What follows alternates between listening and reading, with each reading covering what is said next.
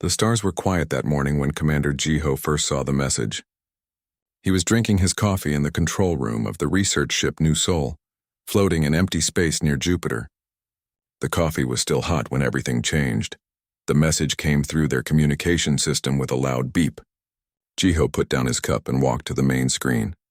The words appeared in perfect human language, which was strange because no human had sent it. Primitive bipeds of the third planet. Your species will serve the Vorthak Empire. Resistance is futile. Prepare for harvest. Jiho read it twice. Then he called Dr. Minji to the control room. She was the smartest person on the ship when it came to alien life. If anyone could understand what this meant, it would be her. Minji arrived quickly. She was a small woman with sharp eyes that missed nothing. She read the message and immediately started working on her computer. Her fingers moved fast across the keyboard as she studied the data that came with the message. "This is not good," she said after 10 minutes. "The technology that sent this message is far ahead of ours. Maybe 200 years ahead, maybe more." Jiho felt cold fear in his stomach. "Who are the Vorthak?" Minji pulled up images on the main screen. The pictures showed creatures that looked like nightmares.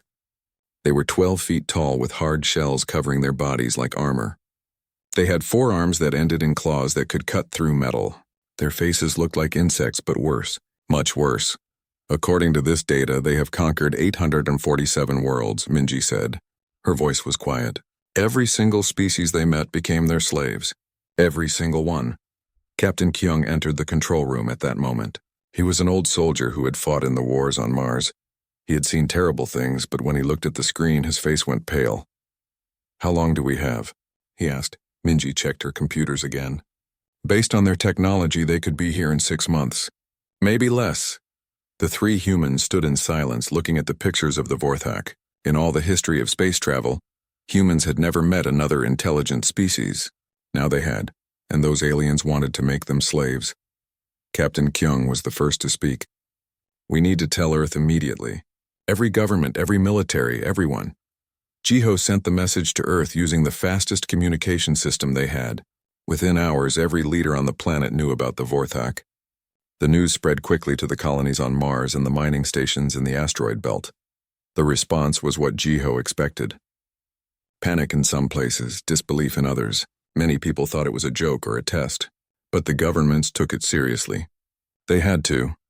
Dr. Minji worked day and night to learn more about the Vorthak from the data in their message. What she found made everyone more afraid. The Vorthak did not just conquer planets. They studied each species they met and found the best way to defeat them. They had fought creatures that could fly, swim, breathe poison, and even some that could survive in space without suits. The Vorthak had beaten them all. Their ships were not made of metal like human ships. They were grown like plants or animals. These bioships could heal themselves when damaged.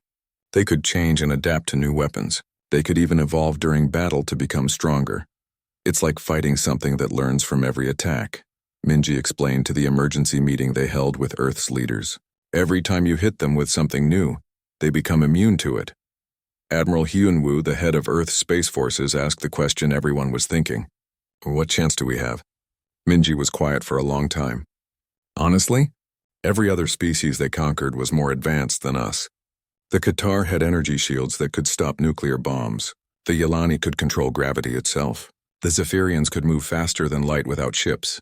And the Vorthak defeated all of them?" Admiral Hyunwoo asked. "All of them," Minji confirmed. "In less than a year each time." The meeting fell silent.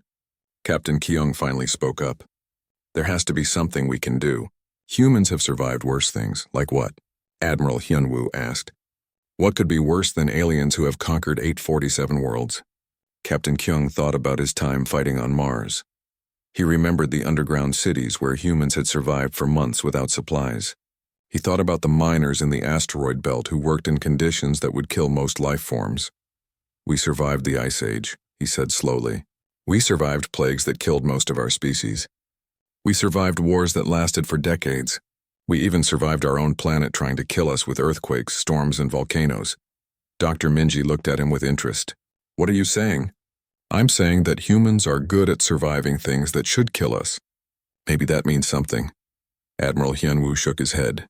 "The Vorthak have technology we can't even understand. Their bioships are bigger than our cities. They've never lost a war in 3,000 years. "Then maybe it's time they lost one," Captain Kyung said. Jiho had been listening to all of this from his ship. He thought about Earth, the planet where humans had evolved. Earth was not a kind world. It had predators, diseases, natural disasters, and 1,000 ways to kill anything living on it. But humans had not just survived Earth. They had conquered it. Maybe Captain Kyung was right. Maybe there was something special about humans that the Vorthak had not seen before. Dr. Minji, Jiho said through the communication system, you said the Vorthak study each species to find the best way to defeat them. What if they study us wrong? What do you mean? She asked. What if they think they understand humans but they don't? What if the way we fight is different from every other species they've met? Minji thought about this. It's possible. But what makes human fighting different? Jiho looked out at the stars. Every other species they conquered was stronger, faster, or smarter than humans. But maybe they were also more predictable. The communication fell silent as everyone thought about this. The Vorthak were coming and they had never lost a war, but they had also never fought humans before. Maybe that would make all the difference. 6 months passed like a bad dream. Every day humans prepared for war against an enemy they could not understand. Every day they looked at the stars and wondered if today would be the day the Vorthak arrived. Admiral Hyunwoo stood on the bridge of his flagship, the Incheon. It was the biggest warship humanity had ever built, but it felt small when he thought about what was coming. Around Earth, 300 human ships waited in formation. They had every weapon humans had ever invented, but Hyunwoo knew it might not be enough. The waiting ended on a Tuesday morning. The space sensors detected them first, massive shapes moving in from the edge of the solar system. 200 bioships, each one the size of a city. They moved in perfect formation like a school of deadly fish swimming through space. My God, whispered Communications Officer Sunho as the images came through. The Vorthak ships looked alive. Their hulls moved like skin, and they had parts that looked like fins or tentacles. They were beautiful and terrible at the same time. The alien fleet stopped near Earth's moon. For 6 hours they did nothing.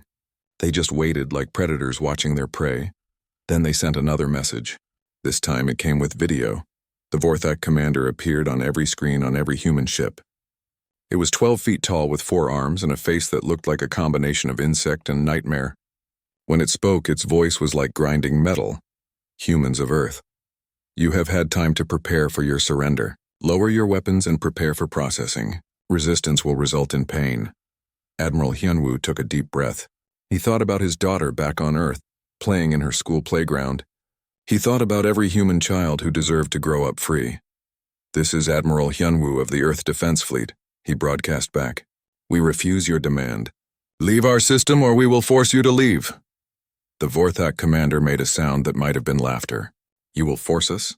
Your weapons are primitive. Your ships are weak. Your species is soft. We will show you the price of defiance. The first Vorthak ship fired a beam of green energy. It hit the human destroyer Soul in the center of its hull. The ship simply vanished, turned into atoms in less than a second. 500 human lives gone in an instant. All ships engage the enemy, Admiral Hyunwoo ordered. What followed was a disaster for humanity. The human ships fired every weapon they had. Nuclear missiles, laser cannons, plasma beams, kinetic rounds. Everything humans had developed for war in space. The Vorthak bioships absorbed most of the attacks. When a laser hit them, their hulls grew thicker. When missiles exploded against them, they grew armor that could stop the next missile. When plasma burned them, they developed skin that could deflect plasma. In 3 hours, half of the human fleet was destroyed. The other half was badly damaged. The Vorthak had lost nothing. But on the research station Busan 7, Chief Engineer Daehyun was watching everything with different eyes. He was not a military man, but he was very good at solving problems, and he noticed something strange about how the Vorthak ships adapted to human weapons. Computer, replay the attack on Bioship 7, he said to his workstation. The battle scene played again on his screen. He watched as a human cruiser fired a laser at the alien ship. The laser burned the hull for exactly 47 seconds. Then the bioship's skin changed and the laser became useless. Replay Bioship 12 adapting to missile attack, he said. Again, the adaptation took exactly 47 seconds. Replay Bioship 20 adapting to plasma fire.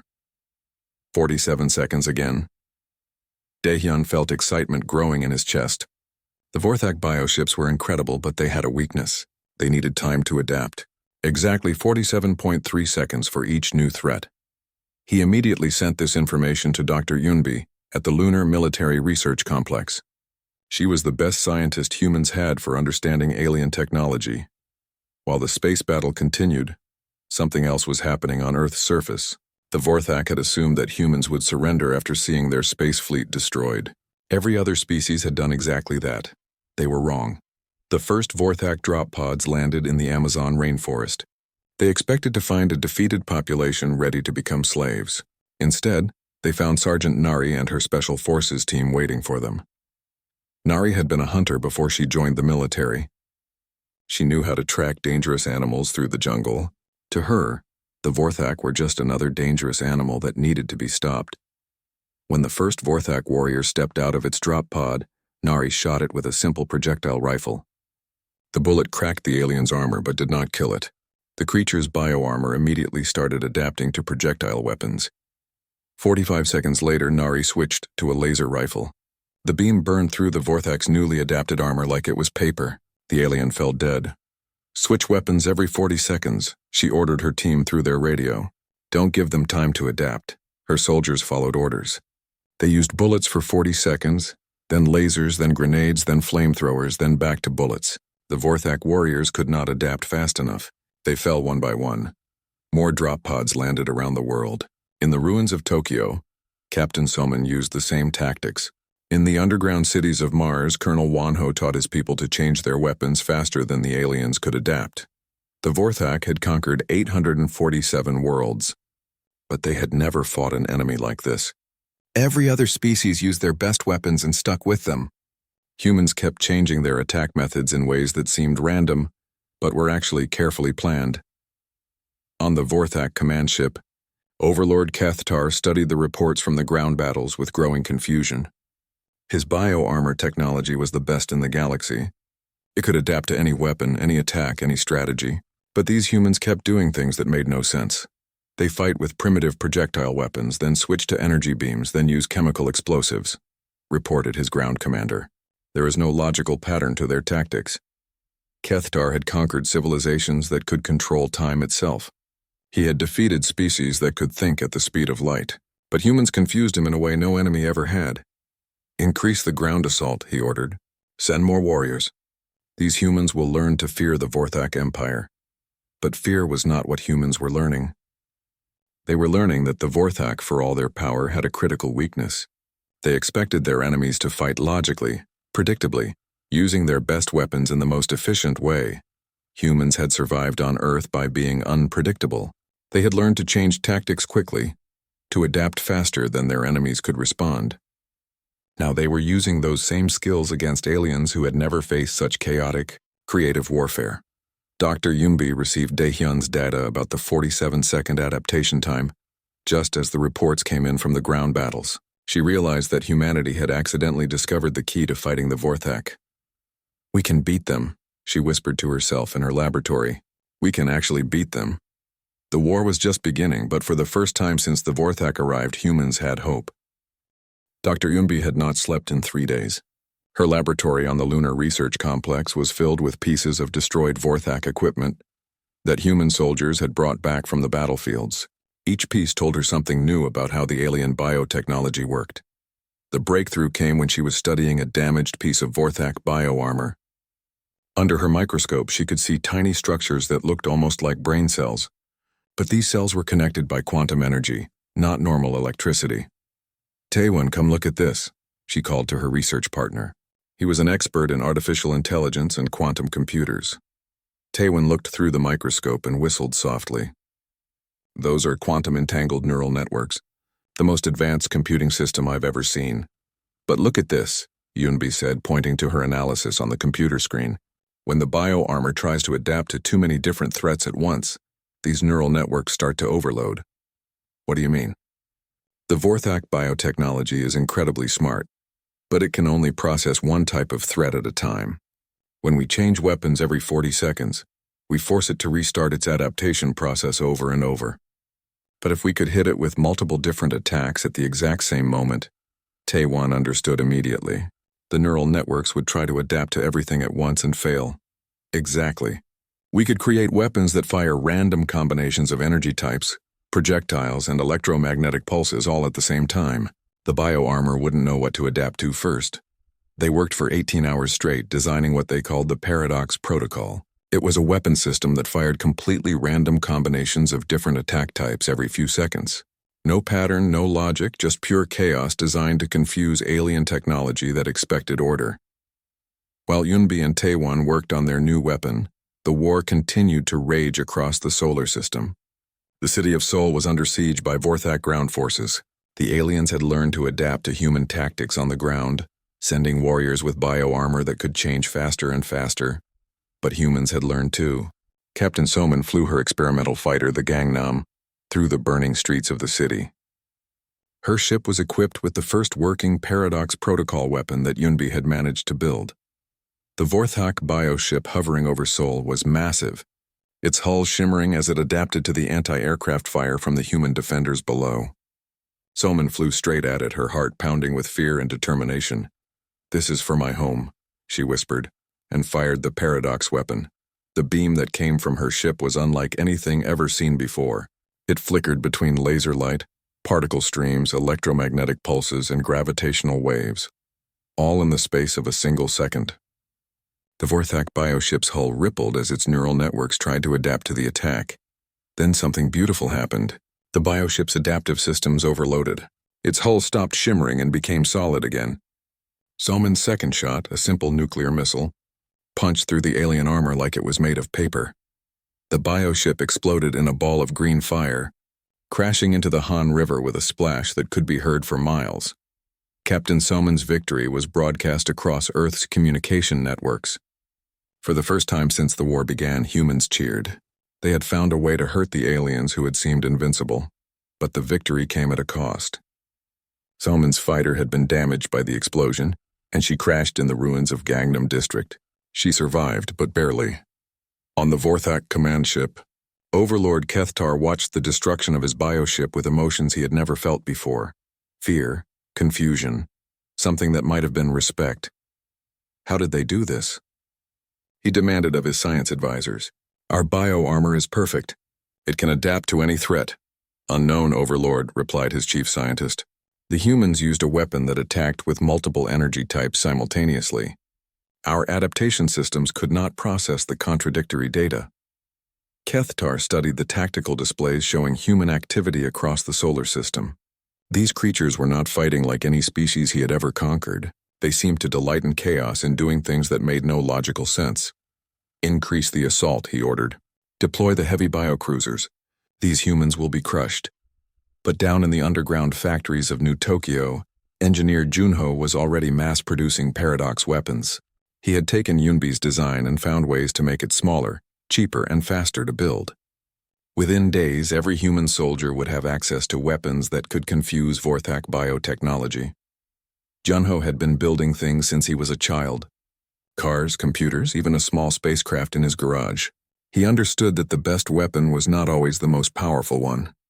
Sometimes the best weapon was the one your enemy could not understand. "Make them random," he told his workers as they assembled the new weapons. "No patterns, no logic. I want every shot to be completely different from the last one." The weapons that came out of his factories were strange-looking devices that seemed to have been built by someone with no understanding of proper engineering. They had parts from radios mixed with parts from microwave ovens, connected to circuits that looked like abstract art. But they worked. When human soldiers carried them into battle, Vorthak bioarmor failed again and again. The aliens had other problems too. They had never fought an enemy that seemed to enjoy fighting as much as humans did. On Mars, Commander Hain led a boarding party that attacked a Vorthak supply ship. Her team was outnumbered 10-1, but they fought with a savage joy that terrified the aliens. "Come on, you ugly bugs," Hain shouted as she fired her Paradox rifle at Vorthak warriors. "Is this the best the great Vorthak Empire can do?" The Vorthak had conquered species that were stronger, faster, and smarter than humans. But they had never conquered a species that actually seemed to have fun while fighting a hopeless war. Individual Vorthak warriors began to hesitate in combat. They had been bred to fight logical enemies who used their best strategies and weapons consistently. Humans did the opposite. They used whatever was available, change tactics without warning, and sometimes charge directly at enemies that should have been impossible to defeat. Dr. Jinwoo at the Mars Research Dome made the next breakthrough. He had been studying captured Vorthak biotechnology and discovered something important. The quantum neural networks that controlled their ships were not just connected to individual bioships. They were connected to each other across the entire fleet. It's like a massive brain spread across all their ships, he explained to Admiral Hyunwoo during an emergency communication. If we could create a virus that attacked their networking system, a computer virus that works on biological systems? The Admiral asked. Not exactly. More like a digital organism that could spread through their quantum networks and corrupt their adaptation protocols. Jinwoo worked with AI specialist Minji to create what they called viral protocols. These were self-replicating digital entities designed to spread through Vorthak bioship networks and turn their own adaptation systems against them. The first test came during the Battle of Europa. The Vorthak had sent a task force to destroy the human mining colonies on Jupiter's moon. Captain Yuna, commanding the converted mining ship Daegu Prospect, volunteered to test the viral protocol. Her ship approached the Vorthak formation while broadcasting the digital virus through every communication channel they had. To the aliens, it looked like normal human communication traffic. They ignored it. That was their mistake. The viral protocol spread through the Vorthak bioships like a plague. Within hours, their adaptation systems began to malfunction. Bioarmor that should have protected them instead started dissolving. Weapons that should have fired energy beams instead fired random bursts of light. Captain Yuna watched in amazement as an entire Vorthak battle group destroyed itself, their own biotechnology turning against them. This is Captain Yuna to all human forces, she broadcast. The viral protocol works. I repeat, the viral protocol works. We can turn their own technology against them. For the first time in 3,000 years, the Vorthak Empire was retreating. Their bioships pulled back from the inner solar system, moving to defensive positions around the outer planets. Overlord Kethtar stood in his command chamber, staring at reports that should have been impossible. His forces were not just losing to a primitive species. They were being systematically destroyed by weapons that should not have been able to function. Overlord, his tactical advisor said carefully, perhaps we should consider negotiation. Kethtar turned to stare at the advisor. In 3,000 years of conquest, the Vorthak had never negotiated with an enemy. They had never needed to. But these humans were different. They fought with chaos instead of order, creativity instead of logic, and determination instead of fear. They had turned the Vorthak's greatest strength, their adaptive biotechnology, into a weakness. Maybe it was time to try, something the Vorthak Empire had never done before. Maybe it was time to admit that they had met their match. The Battle of Europa changed everything in the war between humans and the Vorthak Empire. Admiral Sunho commanded a fleet that should not have existed. Half his ships were civilian vessels, cargo haulers, mining ships, even luxury cruise liners that had been quickly armed with the new Paradox weapons. This is insane, muttered Captain Yuna from the bridge of her mining vessel, the Daegu Prospect. She looked at her crew of miners, engineers, and a cook who had volunteered to man the weapon systems. We're going to fight the most powerful military force in the galaxy with a mining ship. We've done crazier things, replied her chief engineer, Yunyo. He was the same man who had designed the mass production systems for the Paradox weapons. Remember when we used mining explosives to blast through that asteroid field during the blizzard? Yuna smiled despite her fear. That was different. We weren't trying to fight aliens with forearms and attitudes. The Vorthak main battle group was waiting for them near Europa's orbit. 50 bioships, each one designed to destroy entire planets. They moved in perfect formation, like a deadly ballet performed in the darkness of space. Admiral Sunho gave the order that would have gotten him court-martialed in any normal war. All ships break formation. Attack pattern Chaos 7. What happened next would be studied by military historians for centuries. The human fleet abandoned every rule of space combat that had ever been written.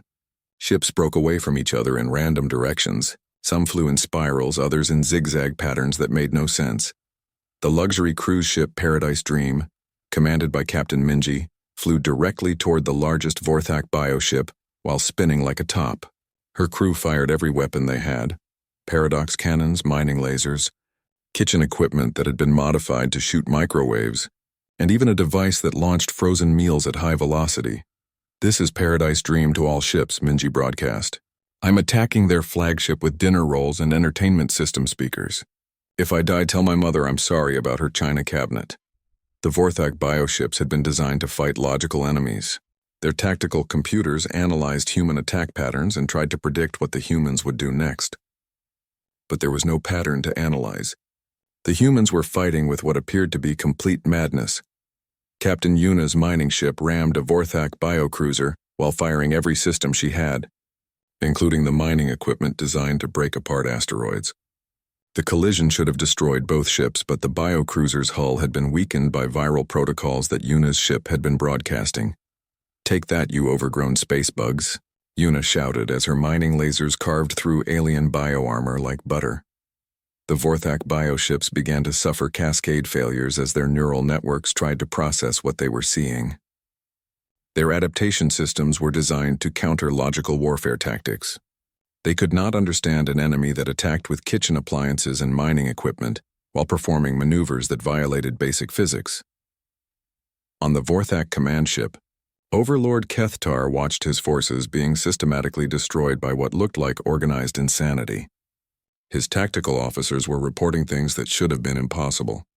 "Overlord, the human cargo ship Flying Elephant just destroyed Biocruiser 17 by ramming it while firing modified food processors and playing extremely loud music," reported his sensor operator. "The human passenger liner Star of Busan has somehow weaponized its swimming pool cleaning system and is using it to dissolve our bioarmor," added another officer.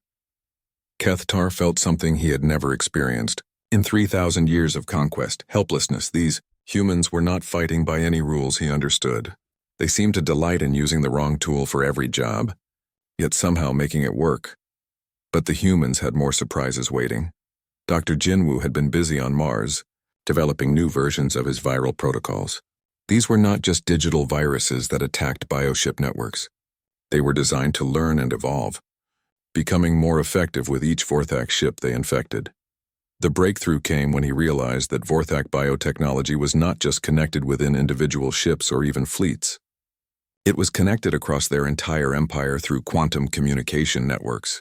If he could create a virus powerful enough, it could spread to every Vorthak world simultaneously. It would be like giving the common cold to their entire civilization, he explained to Dr. Yoonbi during a secure communication. But instead of making them sneeze, it would make their technology forget how to work. Commander Hyun was leading the first successful boarding action against a Vorthak command ship when Jinwoo's new viral protocol was deployed. Her team of human soldiers fought their way through corridors filled with aliens who had seemed invincible just months before. But something had changed. The Vorthak warriors moved more slowly now. Their bioarmor flickered and sometimes failed completely. Their weapons fired randomly or not at all. "What's wrong with them?" asked Sergeant Nari, who had joined Hyun's boarding party after her successful jungle operations. "Our computer virus is working," Hyun replied, shooting a Vorthak warrior whose armor had completely shut down. Their own technology is turning against them. The most shocking discovery came when they reached the command center of the alien ship. The Vorthak officers were not trying to fight them. They were huddled together, looking at displays that showed their empire falling apart. "Humans," said the ship's commander through a translation device. We do not understand. How do you fight without logic? How do you win by doing everything wrong?" Hyun looked at the alien commander with something that might have been pity. "We don't fight without logic. We just use a different kind of logic than you do. Explain. Your people conquered the galaxy by being better than everyone else at what they did. Stronger, faster, smarter, more advanced. But humans survived by being more adaptable than anything else. We don't try to be the best at one thing. We try to be good enough at everything." The alien commander stared at her with compound eyes that showed confusion and something that might have been respect. Back in space, the Battle of Europa was ending with a complete human victory. Admiral Sunho looked at his tactical display and could hardly believe what he was seeing. His makeshift fleet of civilian ships had destroyed an entire Vorthak battle group without losing a single vessel. "All ships, this is Admiral Sunho," he broadcast. "Congratulations on the impossible. We just proved that mining ships and cruise liners can defeat the most advanced military force in the galaxy. I'm buying the first round when we get home. The cheers that came back through the communication system could be heard from Mercury to Pluto, but the real victory was happening across the galaxy. Jinwu's evolved viral protocols had reached every Vorthak world through their own communication networks. Bioships were dissolving in space. Planetary defense systems were shutting down. 3,000 years of Vorthak technology was failing all at once. On distant worlds, alien species that had been enslaved for centuries watched in amazement as their Vorthak overlords' equipment simply stopped working. The galaxy's most powerful empire was collapsing not from external attack, but from internal technological failure, caused by a few humans with too much creativity and not enough sense. Overlord Keithtar received reports from across his empire that all said the same thing. Complete technological failure. His bioships dead in space. His armies helpless as their equipment dissolved around them. For the first time in Vorthak history, he did something that had never been done before. He sent a message to his enemies asking for mercy. Humans of Earth, his transmission began. The Vorthak Empire requests negotiation. We have underestimated your species. Perhaps there is a place for both our peoples in this galaxy. The message reached Admiral Hyunwoo while he was coordinating the defense of Mars. He read it twice, then called an emergency meeting with all human military commanders. They want to negotiate, he announced to the assembly of officers. After what they tried to do to us? Captain Selman asked. She was still recovering from her crash in Seoul, but she had insisted on participating in the meeting from her hospital bed. What do we tell them? Admiral Sunho asked. The debate that followed would determine the future of two civilizations. Some humans wanted to accept the Vorthak surrender and try to build peace. Others remembered the destruction of human cities and the deaths of millions of people, but the decision was not really up to the military leaders. It was up to Dr. Min Seo, who had been working on something that would end the war permanently. She called it the Genesis bomb, and it was the most terrible weapon humans had ever created. Not because it was more destructive than nuclear weapons, but because it was more precise. The Genesis bomb did not destroy matter or energy. It destroyed information, specifically the genetic and quantum information that allowed Vorthak biotechnology to function. One bomb, she explained to the emergency council, deployed at the right location, it could send feedback through their entire quantum network. Every Vorthak bioship, every piece of their technology, even their homeworld's ecosystem would simply stop working.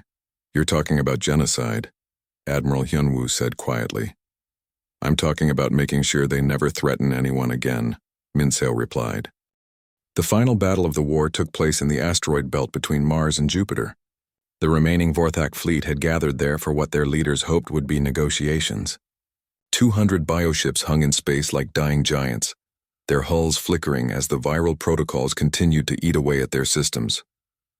Overlord Keithtar sent one last message to the human fleet. His voice, translated through damaged communication systems, sounded tired and confused. Humans of Earth, he transmitted. We have ruled this galaxy for 3,000 years. We have conquered 847 worlds. We have never been defeated. But your species has done something we thought impossible. You have shown us that our way is not the only way.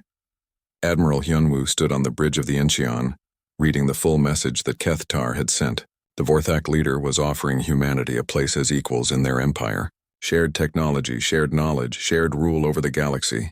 It's a generous offer, Captain Kyung said quietly, more than any other species ever received from them. It's not enough, Admiral Hyunwoo replied. He thought about the millions of humans who had died in the first attacks. He thought about the children who would never grow up, because the Vorthak had decided that humanity should be slaves. Dr. Min Seo's Genesis bomb was ready. It sat in the cargo bay of a small stealth fighter, waiting for someone brave enough to deliver it to the heart of the Vorthak fleet. The weapon was no bigger than a briefcase, but it contained the power to end an entire civilization. I'll take it, volunteered Lieutenant Ji-hoon. He was young, barely 25, with a wife back on Earth who was pregnant with their first child. My fighter is fast enough to get through their defenses. You won't come back, Admiral Hyunwoo warned him. The bomb has to be detonated at close range to work properly. This is a suicide mission. Ji-hoon thought about his unborn child. He thought about the world he wanted that child to grow up in. A world where humans were free, not slaves to alien masters. I understand, sir, My child will grow up free. That's worth dying for. The human fleet spread out in attack formation one last time. They did not plan to fight the Vorthak ships directly. They just needed to provide cover for Jihoon's fighter to reach its target. Jihoon climbed into his stealth fighter, the Soul's Pride. It was a small ship, fast and hard to detect, designed for reconnaissance missions. Now it carried the most important weapon in human history. "This is Soul's Pride requesting permission to launch," he said into his radio. "Permission granted," Admiral Hyunwoo replied. "Godspeed, Lieutenant." The fighter launched from the Incheon's flight deck and immediately disappeared from sensors. Jihoon engaged the stealth systems and began his approach to the Vorthak flagship. As he flew through the asteroid field, dodging floating rocks and debris from earlier battles, Jihoon thought about how the war had changed humanity.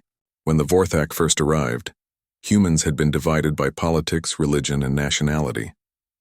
The threat of extinction had brought them together in a way nothing else ever had. The Vorthak detected his ship when he was still 10 kilometers from their flagship.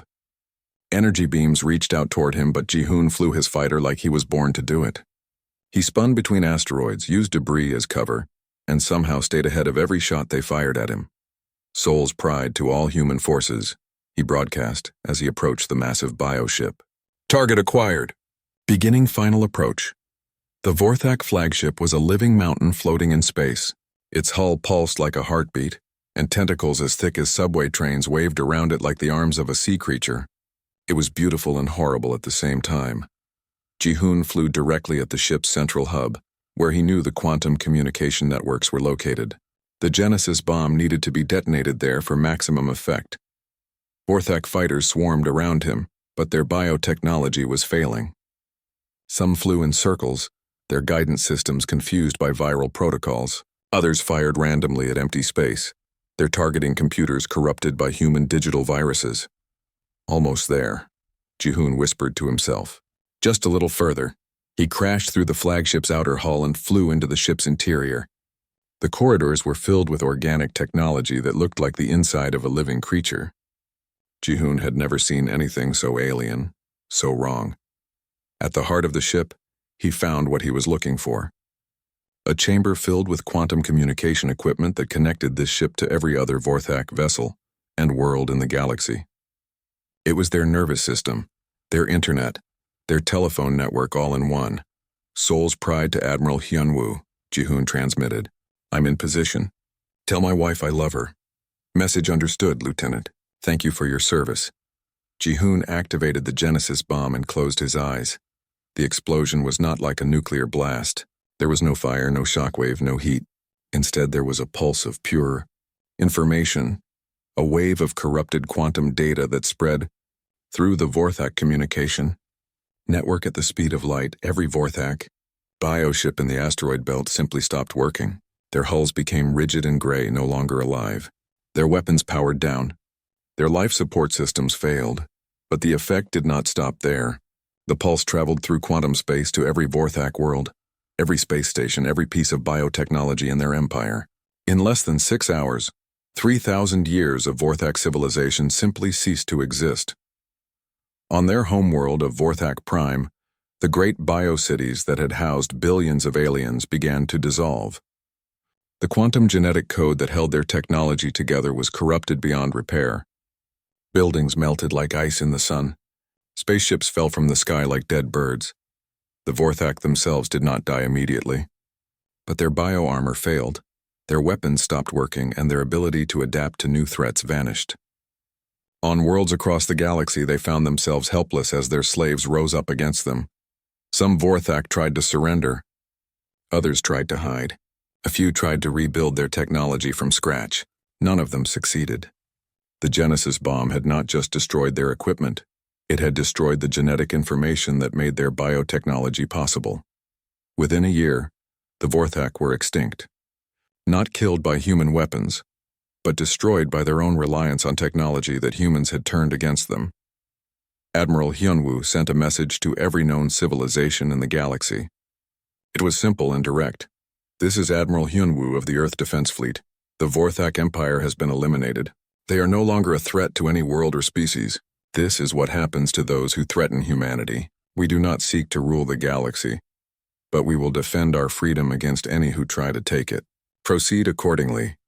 The message was received by hundreds of alien civilizations that had suffered under Vorthak rule. Some celebrated. Others worried about what humans might do next. A few began planning their own attacks on Earth, thinking they could succeed where the Vorthak had failed. They were wrong. But that would be a story for another day. Dr. Young-ho, now heading the new Department of Xenological Studies, wrote the final report on the Vorthak War 5 years later. His conclusion was simple. The Vorthak believed they were apex predators because they had never encountered true persistence hunters. They were biologically advanced but evolutionarily naive. Humans are not apex predators because we are the strongest or fastest. We are apex predators because we never stop, never give up, and never accept defeat. The galaxy had learned a new truth. Humanity did not fight to survive.